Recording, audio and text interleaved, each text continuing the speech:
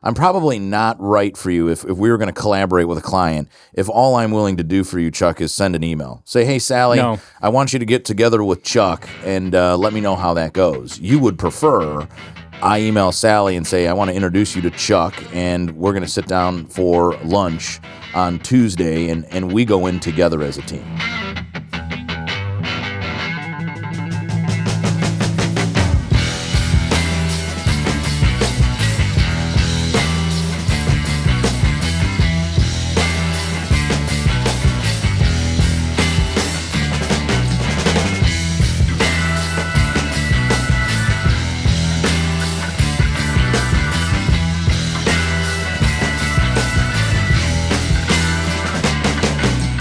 Hey, everybody, and welcome back to the Exit Is Now podcast with me, your host, Scott Snider. Hanging out here in the second half of the season, focused around bringing in different CEPAs and other subject matter experts that support our work, all focused around a theme of how do we activate ourselves as professional advisors so that we can become a part of the business owner's path, strategy, and plan, a core theme of where we're heading really as an EPI community. As I was saying in our last episode where we introduced this theme for the second half of our season here, I think we do a really good job at EPI of teaching you guys the end game, this value acceleration methodology. This is where we want the business owner to go. We want to live a more value acceleration centric life. We want to be able to drive value into our companies and align our business, personal, and financial goals. But for the advisor, there's a ton of work that goes into getting the owner into that process and into that framework. And so again, in the second half of the year, we're sitting with subject matter experts around the different elements of how do we activate ourselves. And it's a privilege to have Chuck in from Las Vegas, Nevada, and here with a new book. I think as we recorded this episode, it's just really hitting the market. So congratulations on being for the book and becoming a published author. Probably see Chuck next year at our Exit Planning Summit inside of the Author Showcase. So the book is Unlocking the Door to Freedom, and you can get it in the show notes and visit Chuck's website. But Chuck, welcome to the show, my friend. Thank you for coming in. Thank you. Appreciate being here. Thanks. Yeah, of course. So you're a longtime CEPA. Do you remember when you became a CEPA offhand? Do you remember your journey? I think it was 14 or 15. Yeah, 14 or 15. Yeah, so it's been over a decade. It's been over a decade, so you've seen a lot of change inside of our market, and we're kind of talking about this as you kind of entered the podcast studio. For our listeners, outside of the studio sits what we call the Snider Warehouse, which kind of showcases a history of our profession, a history of entrepreneurship in our family. And it's always cool to have someone like Chuck here who's kind of seen really the whole thing. If you became a CEPA 2014-15, Dad and I had just bought Exit Planning Institute in 2012, so really Correct. An early adopter, and you would have seen the value acceleration methodology basically only 2 years into its debut. Yeah, early on you didn't even talk about the value acceleration very much. It was more exit. It was more just focused on exit. So if you watch that, if you watch that journey, what we found, and you embrace this yourself, is that best-in-class CEPAs, best-in-class advisors to owners have really done three things well. One, we've become expert collaborators. We're kind of masterful at connecting and collaborating. We know that we don't do the whole thing, that's a whole ecosystem that's created. Two, we believe in purposeful growth. That's why we love having authors on, because I think CEPAs that are listening are always looking for the next great book to expand their knowledge and challenge the status quo. And so they're of always be learning mentality. And then lastly, they've kind of changed their language and approach. So they're not necessarily leading right now with their subject matter expertise. They're leading with a broader conversation around value and value acceleration that leads them to be leads them into their more technical advising. So to kind of open up, I've been asking each guest this question, and I think it's even more interesting to ask you because you've seen this evolution of our profession. Where do you believe the advisor struggles the most, or maybe reframed as where do you feel the biggest opportunities for advisors lie today as in terms of trying to work with business owners? I think the hardest part, or the area where advisors struggle the most, is understanding where they fit in. Where they fit in as an advisor, where they fit in with the owners, and where they fit in with the team. And I think they underappreciate their own value, the confidence that they have in what they're doing, because they have their subject matter expertise, whether attorney, banker, CPA, wealth advisor. Now they're learning a new methodology under the CEPA program and that framework, and they feel like they have to totally switch. And it's like, no, you're still who you are. Exactly. You just have additional tools in the toolbox to help you work through that. And so I think that's where they struggle the most. And the biggest opportunity for that is for them to use the team, get used to the idea of the team, and realize that they don't have to have all the answers themselves. And they've got to really find who they're going to collaborate with, have trust, respect, and confidence with, so that they can bring that team in and feel comfortable partnering with other advisors when the time is appropriate. Yeah, I actually, in talking with you pre-show, I was obviously do the research on the guests, and one of the things that really stands out for me is your sense of collaboration. And if you visited Chuck's website, if you started to read the book, you'd find just that, just how you Correct. opened is that you said, look, I know my lane here, but what has made me a successful CEPA is, perhaps is what I hear you saying is, I've had this ability to say, look, I understand it's a massive ecosystem of people, and I need to put people in kind of that old school Rolodex. So when I'm recognizing that my owner has an XYZ pain point or desire, I can say, hey, I have that in my network, bring that in. And so what would be your advice to CEPAs who are trying to form that team? I think to your point, many CEPAs come out of the program and go, there's a lot going on here. There is a lot going on. Yeah. So how have you, over the decade or more of being a CEPA, formed your team? How does that work for you? In forming that team, you've got to figure out who you like and who you work with. So each of these advisors, each of us are different. Each business owner is different. We all have our own core values, principles that we live by. So they need to understand who they are, and then they need to find someone who correlates and connects with them. We're going to associate ourselves with people that have the same values, morals, standards. So you're going to go to a lot of networking events. You're going to have a lot of lunches. You're going to have a lot of coffee visits. You need to figure out who it is that you like and who you're going to connect with, because they're going to be a part of your team. Now, when it comes to actually working with the business owner, they've got their own team. The business owner's team, which I kind of refer to as the B team. Okay. And then I've got my A team of people that I'd like to bring in, but I can't bring them all in at once. We may be able to supplement them with a special project or something, and over time they may shift. But my A team, I may only get to use 1 or 2 players with a client. I'll be lucky if I could use 4 or 5. Okay. So it's they got to first find who they can collaborate with, work with, who they work well with, so that then they've got that comfort with the client. I think that's interesting the way you put that in perspective too, because one of the other questions we get a lot from CEPAs is, you get in there as the certified exit planning advisor, and to your point, the owner has kind of established a team, right? Like they probably have an attorney that they like, they might have a CPA that they like. And so when you see that, how are you working with that team? Because those folks don't know what you know in terms of the framework of value acceleration. So how are you starting to bring them, that B team, along so that they can bridge well with the A team? Well, and that's part of the reason of the book. Okay. So ideally, we're working with everyone that's a CEPA, and they've got that original framework and methodology, and then we're at least talking some of the same terms. Yep. You can't always do that. So by bringing out the book, okay, here's our methodology, here's our approach, here's how we handle things. So we're trying to teach and educate that advisor, so that then when we get that advisor to refer them or bring them in, we are now working hand in hand, side by side with that client, using the same methodology, the same approach. That's interesting. So yeah, no, as far as at Eagle Corporate Advisors and what we're doing to bring on clients, we're not, I like to work with business owners, but my marketing approach and my approach to get to business owners is through the advisors. So that's why the collaborative effort is I want to build rapport with the advisors, and we've got a structured process through that, and we can discuss that if you want. Yeah, please. But once I get that advisor that is understanding our methodology and our approach, I don't want just an email. I don't want just a, hey, go call Eagle Corporate Advisors or call Chuck or whatever. It's no. And not just send an email, hey, here's a joint email. No, let's sit down together and have coffee. Let's break bread.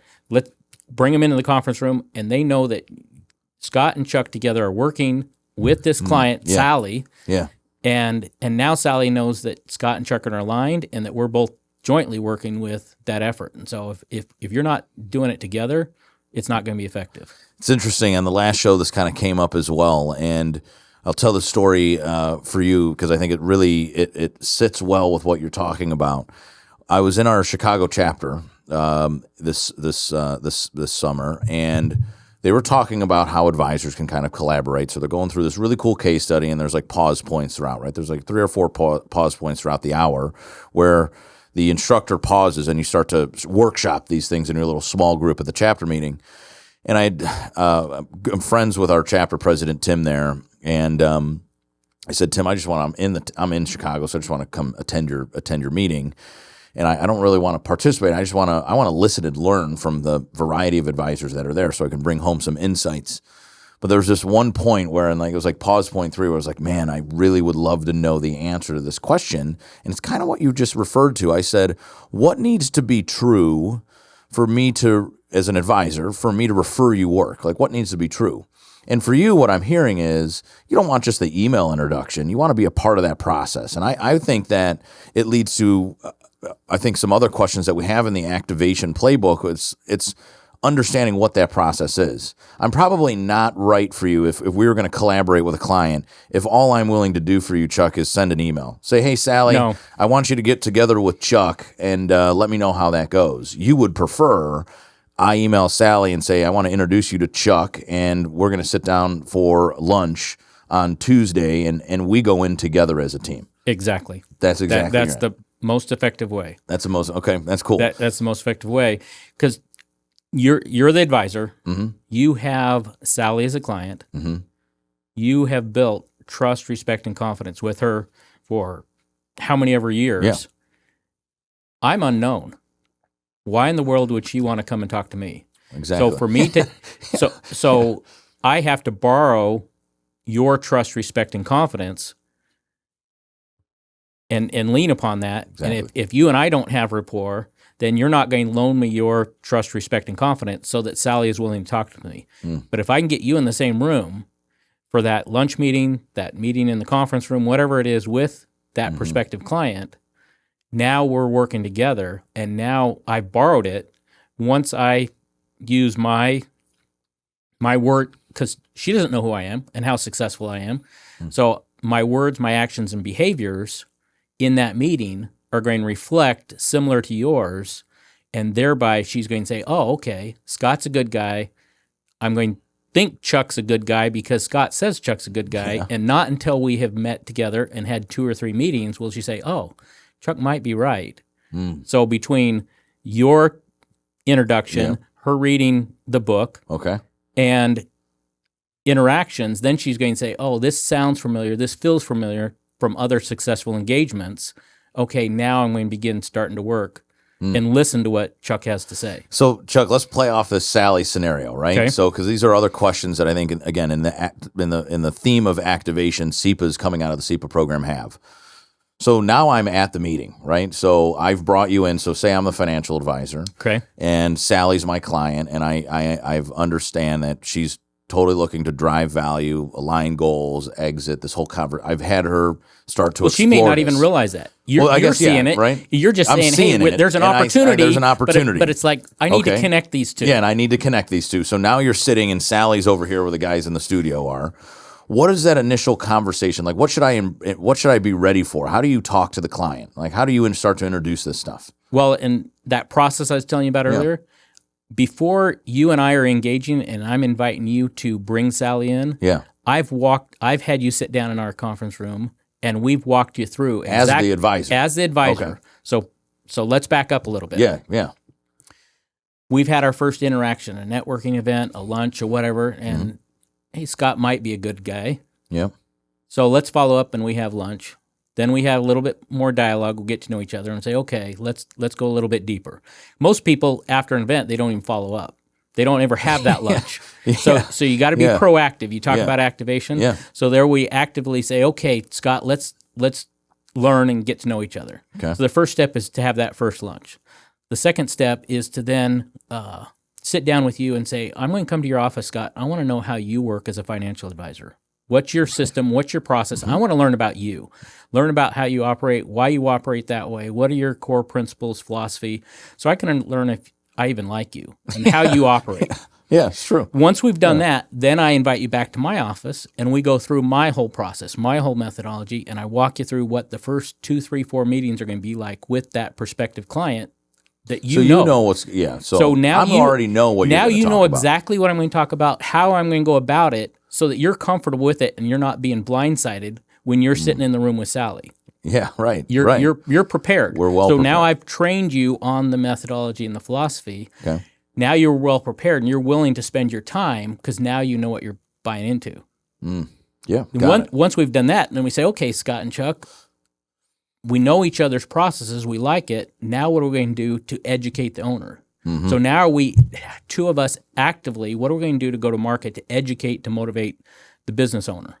Okay. That Sally, so that then we can then attract her in and be willing to have that conversation because we've done something together or some activity. Okay. Once we've done that, then we can then bring Sally in. So now we're down to the point to where you say, now okay, now we're at the meeting with Sally. Yeah. Now I'm asking her, tell me about your life. Tell me about your background. Why did you get in this business? Tell me about your kids. Tell me about your husband. Tell me about your grandkids. Oh, you're going through a divorce. Whatever it is. Yeah. I'm learning the personal side. Well, tell me about the business. What's good about your business? What do you like about your business? Why did you get in the business? What are the challenges with your business? What do you want to do? Where are you going? When do you want to get out? And you're listening, right? And I'm just listening. Okay, and you're taking it in. And I'm just taking it in, and they're just spitting it up. And you, as an advisor, Scott's in the room, and you're like, oh, well, what about this? And we had this conversation. We had this dialogue. Right. So now you're interjecting and clarifying things. Cool. I'm clarifying questions because they bring up something about whatever. And, well, give me an idea of how many employees you have or what issues do you have going on. And so now it's a dialogue between the three of us having that dialogue. And you say something that reminds her of something else that I haven't questioned. And it dives a lot deeper and a lot quicker on that aspect. And so it's really meeting one is it's just really getting to know them and where they're at. And by the time we're at the end, they're like, well, wait a minute. Why are we here and what do you do? Yeah, right. But we've learned who they are. You got to meet them where they're at. Yep. And then you can follow up with that with additional questions. Yep. Most people want to be listened and want to be heard. Yeah. And we go back to your earlier question. What are the challenges or problems with advisors? They're not listening. They're not asking the questions. They're not diving in deep and personal. Well, I think that's that's a great point. When we're looking at this activation playbook, one of the formulas that we've had for a long time, right, is this intrigue plus empower creates action. And so I think the current behavior that many advisors still exhibit is they lead with the technical. I don't know if I told this story to you or not, but I was at a speaking engagement, virtual speaking engagement. There was like 65 people on this call, and it was a business owners group. So 65 business owners on this call, 3 panelists. I'm one of the 3. And I have there's a heavy family business contingent inside of this speaking engagement. So I have this family enterprise advisor that talks about like governance and models and better communication and all that kind of stuff. And then I have a financial advisor with me as well. Both of them not CEPAs. And then me, I was invited in based on the group finding EPI and saying, oh, like here's a generic expert on here's the process. Correct.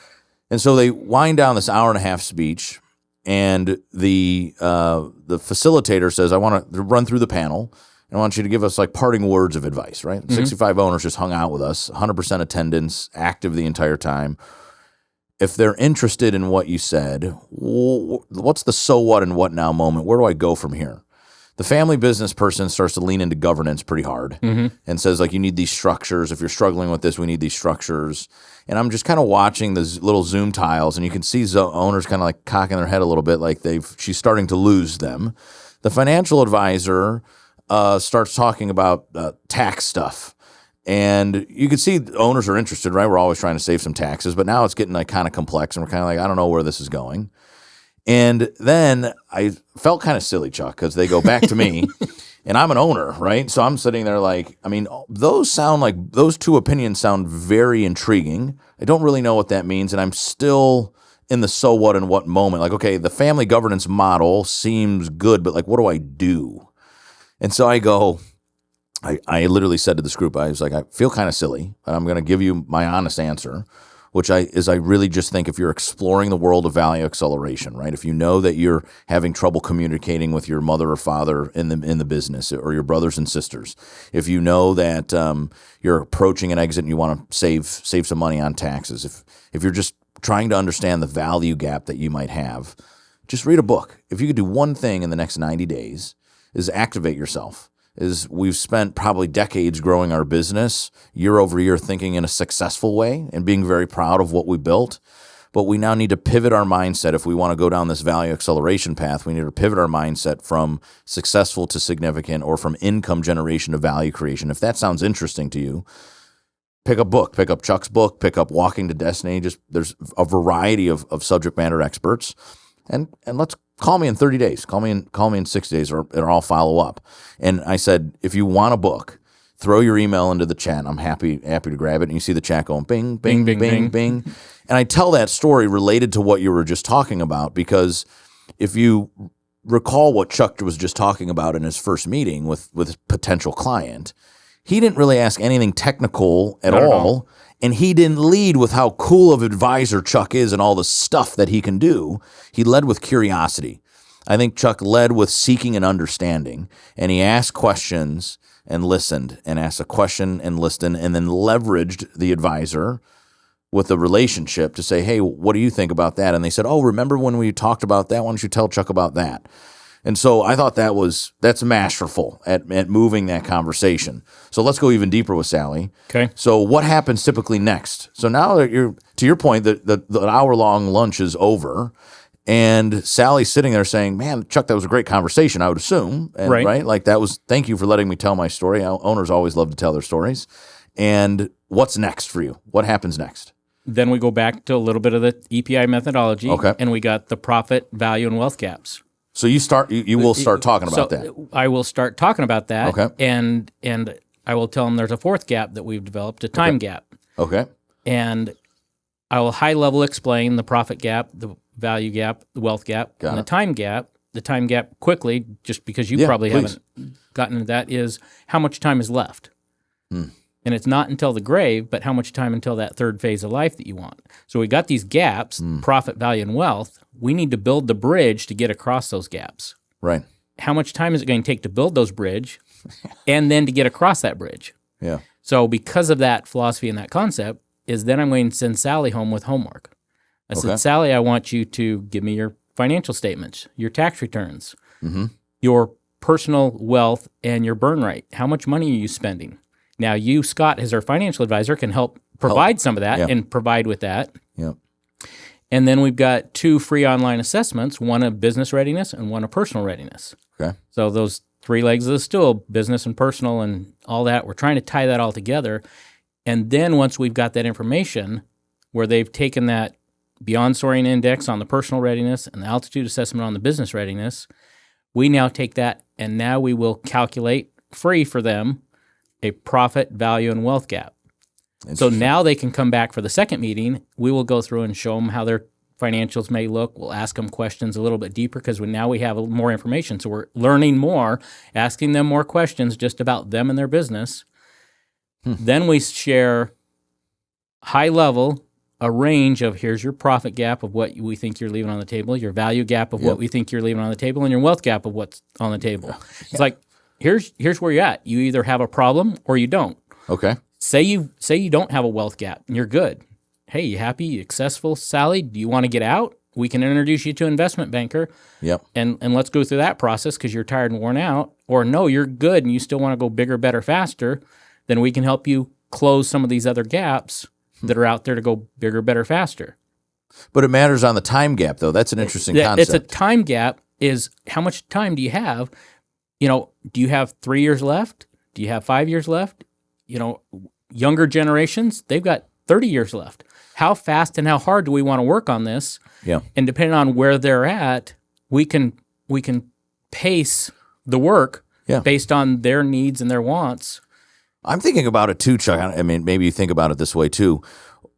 I'm not even thinking as a 40-year-old owner. Correct. I'm thinking about time gap as not how much time I have left, but how much time do I want to run this phase. I just think that's interesting to say. So say my wealth gap is closed. Okay.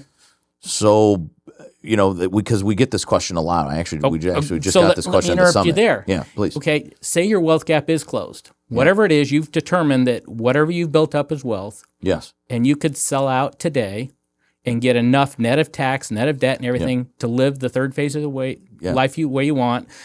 Handle philanthropy, charity, legacy with your kids, passing them as much as you want. You're good. Yeah.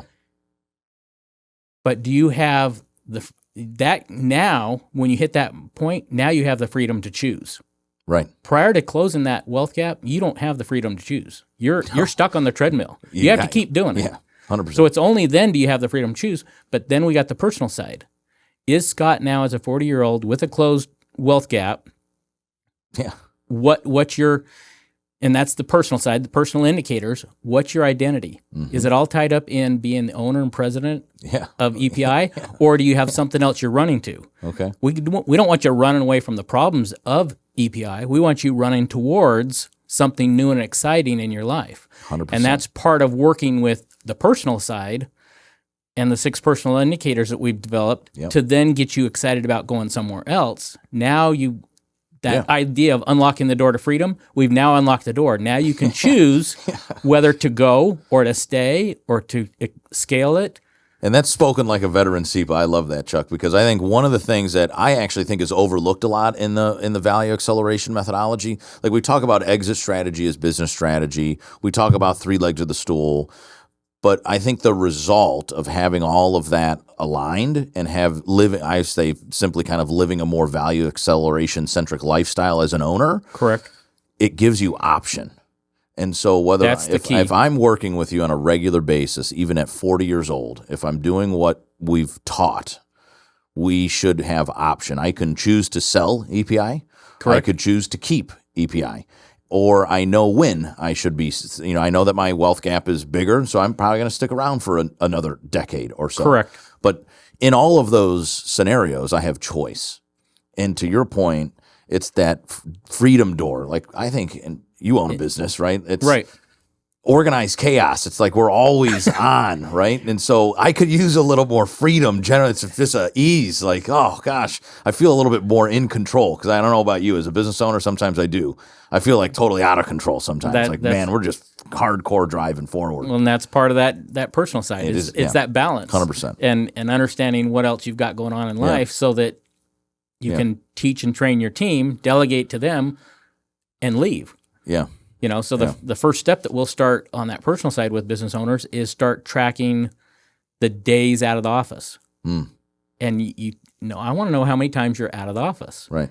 Well, that's one indicator, but if you're so worried about what's going on in the office while you're there, it doesn't do any good. So now we got to dive deeper on that. But sometimes the business owners have been on the treadmill for so long, they're not taking off as much as the 2 or 3 or 4 weeks that the employees have.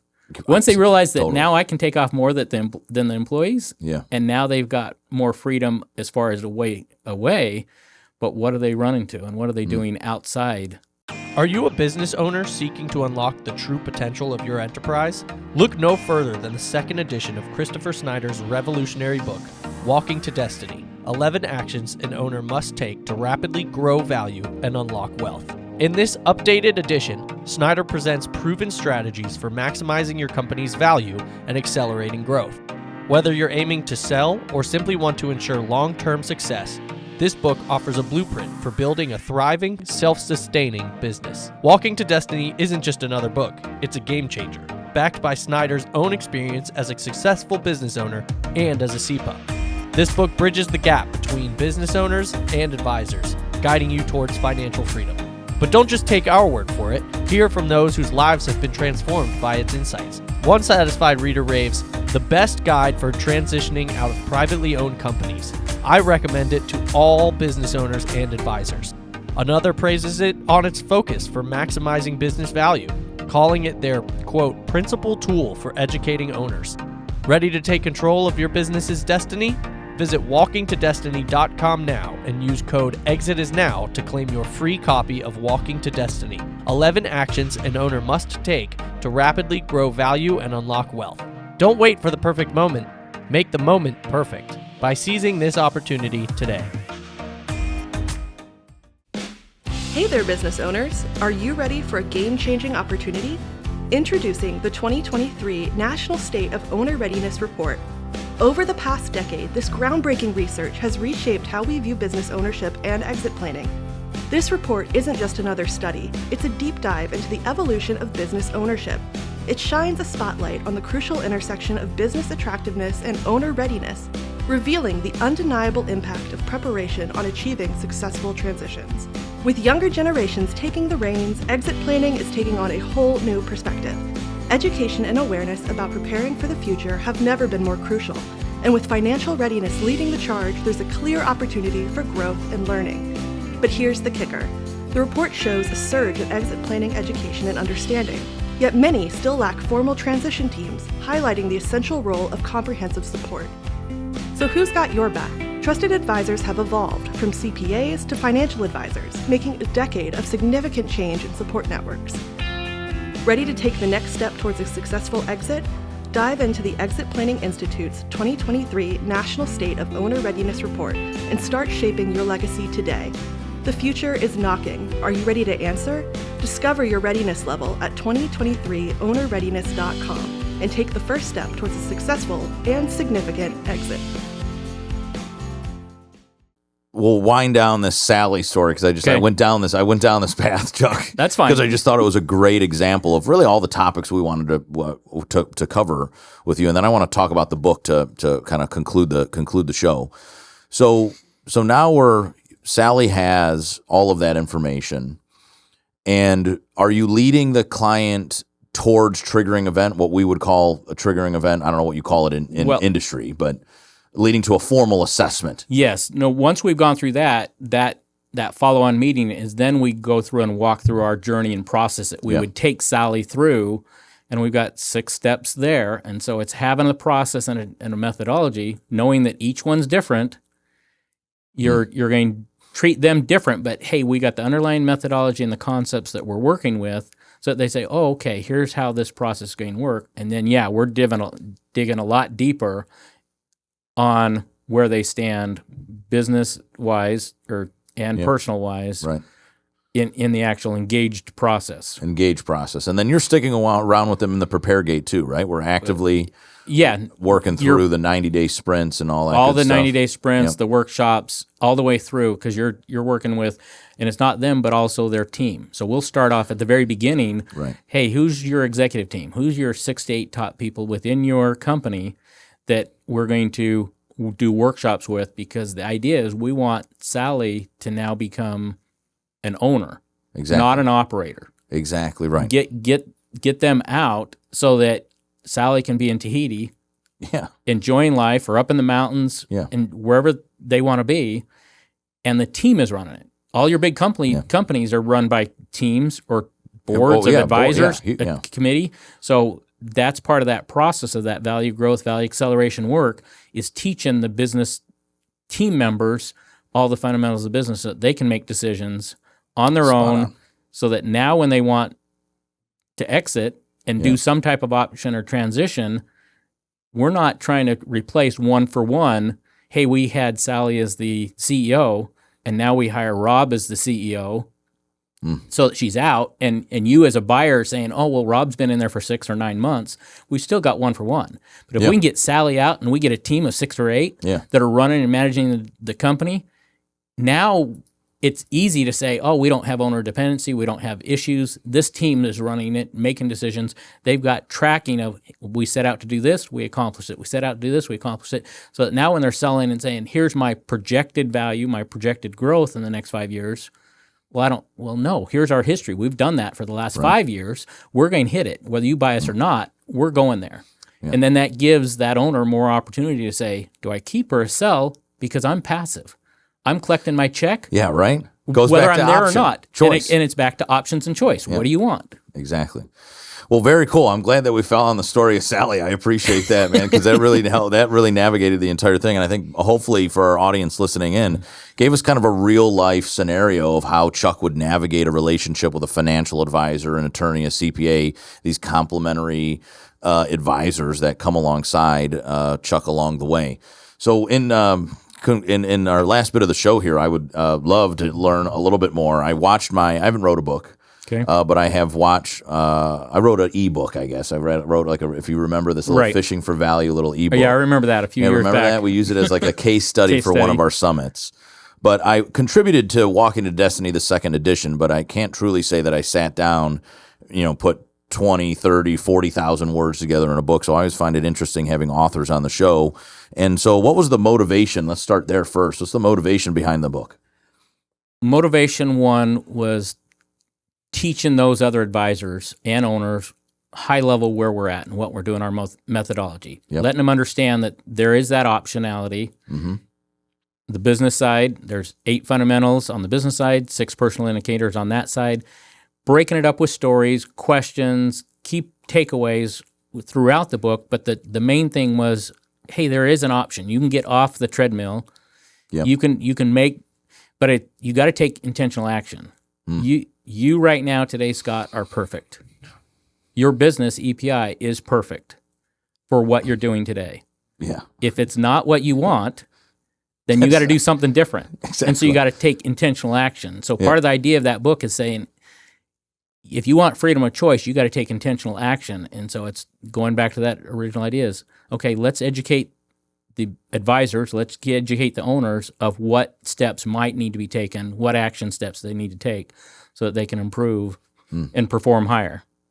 And so then how did you, the most fascinating thing for me in watching my dad do the original Walking to Destiny in 2016 is, so how did you compose it? How did you put it together? What was that experience like? I asked too because there are tons of CEPAs out there that fellow thought leaders like you that are interested in doing this, but this is kind of a scary process sometimes. So what was it like for you?